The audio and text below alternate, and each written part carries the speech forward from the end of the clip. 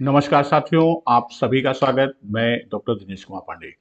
साथियों, आज के इस वीडियो में हम लोग बात करेंगे डीएलएड फर्स्ट सेमेस्टर 2022 जो आज का पेपर है उसके प्रथम प्रश्न पत्र के जो हमारे 15 बहुविकल्पीय या वस्तुनिष्ठ एमसीक्यू क्वेश्चन आए हुए हैं, हम उसके हल यानी उसके उत्तर को देखेंगे और उसके प्रश्नों को सॉल्व करेंगे। तो यहाँ पहले प्रश्न से हम चलते हैं। आज का पहला प्रश्न जो आपके पेपर में आया था, बाल विकास के अंतर्गत निम्नलिखित आयु वर्ग है। 0 से 18 वर्ष, 20 से 30 वर्ष, 25 से 35, 35 से ऊपर। तो यहाँ पहला विकल्प क्या होगा? पहला विकल्प हमारा आपका आंसर होगा। दूसरा प्रश्न, बुद्धि का विकास लगभग पूर्ण हो जाता है शैशवावस्था में, बाल्यावस्था में, किशोरावस्था में या सभी अवस्थाओं में। तो बुद्धि का विकास लगभग पूर्ण हो जाता है, उसका उत्तर होगा किशोरावस्था, अर्थात तीसरा विकल्प क्या होगा? तीसरा विकल्प हमारा उत्तर होगा।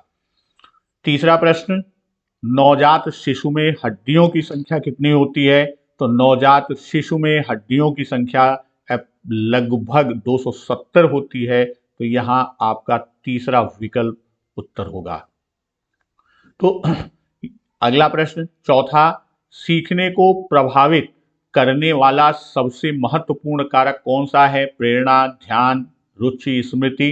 तो सीखने को प्रभावित करने का सबसे महत्वपूर्ण कारक है आपका प्रेरणा, अर्थात पहला विकल्प क्या होगा? हमारा आपका आंसर होगा। सीखने की सही परिभाषा है आदेशों का पालन करना, रटना, अनुभव और प्रशिक्षण द्वारा व्यवहार में परिवर्तन, दूसरों के साथ काम करना। तो सीखने की सही परिभाषा तीसरा विकल्प है, अनुभव और प्रशिक्षण द्वारा व्यवहार में परिवर्तन, अर्थात तीसरा विकल्प क्या होगा? हमारा उत्तर होगा।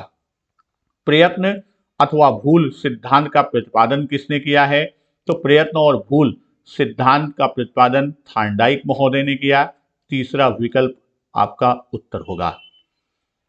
बालक के नैतिक विकास का तात्पर्य है उसके सामाजिक विकास, शारीरिक विकास, धार्मिक विकास या चारित्रिक विकास।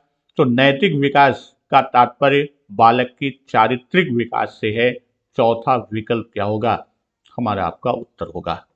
निम्न में कौन सा प्रकार मनोवैज्ञानिक है? बहिर्मुखी, सैद्धांतिक, भक्तिहीन या राजनैतिक। तो यहां पर मनोवैज्ञानिक प्रकार की बात, तो पहला विकल्प यानी बहिर्मुखी आपका क्या होगा? हमारा आपका आंसर होगा। नौवां प्रश्न, आत्म केंद्रित व्यक्ति का व्यक्तित्व होता है अंतर्मुखी, बहिर्मुखी, उभयमुखी या सभी।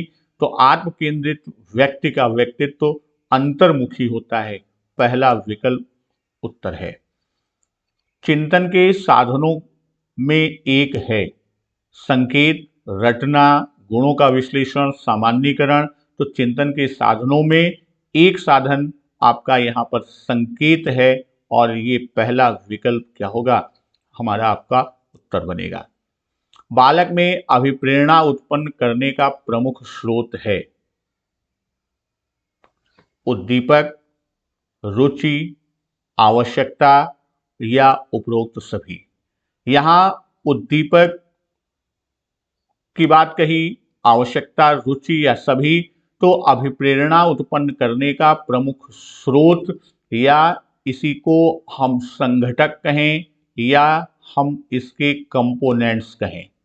तो इसके जो आपके कंपोनेंट्स होते हैं वह आपका आवश्यकता है, अंतर्नोद है जो इसके प्रमुख, फिर उद्दीपन है और लास्ट में प्रेरक। तो ये चार हमारे क्या हैं? प्रमुख स्रोत हैं। तो यहां उद्दीपन की बात करता है, न इंसेंटिव की बात करता है। तो अब यहां उद्दीपक नहीं है, रुचि नहीं है, तो यहां आपका प्रमुख स्रोत क्या है? आवश्यकता। तो ये तीसरा विकल्प आपका उत्तर है। प्रश्न संख्या 12, स्मृति एक आदर्श पुनरावृत्ति है। यह कथन स्काउट महोदय का है और यहां पर स्काउट लिखा हुआ है। तो ये आपका पहला विकल्प उत्तर होगा। सृजनात्मक बालक की विशेषता है कि वह संवेदनशील होता है, परिहास प्रिय होता है, जिज्ञासु होता है या उपरोक्त सभी। तो सृजनात्मक बालक संवेदनशील भी होता है, परिहास अर्थात विनोद प्रिय भी होता है और जिज्ञासु भी। तो यहां आपका उत्तर क्या होगा? चौथा विकल्प आपका उत्तर उपरोक्त सभी होगा। संवेग का प्रकार नहीं है क्रोध, भय, प्रेम या ध्यान। तो संवेग के प्रकार में ध्यान जो है वह संवेग का प्रकार नहीं है और तीसरा विकल्प आपका उत्तर होगा। फ्रायड के अनुसार आक्रामकता का कारण है उच्च अधिगम, उद्वेलन, जिज्ञासा या उपलब्धि प्रेरक। तो यहां 15वें प्रश्न का उत्तर मेरे अनुसार यहां पर आपका उद्वेलन यानी दूसरा विकल्प आपका आंसर होगा। इस प्रकार आपके 15 वस्तुनिष्ठ प्रश्न के हल आपके सम्मुख हैं। आपने देखा होगा कि जो आपको मॉडल पेपर दिए गए हैं या आपका जो प्रैक्टिस कराया एमसीक्यू या वेरी शॉर्ट क्वेश्चंस का लगभग क्वेश्चंस वहीं से आपको मिले हुए हैं। तो आगे के पेपर के लिए मंगल कामनाएं और शुभकामनाएं। धन्यवाद। वंदे मातरम।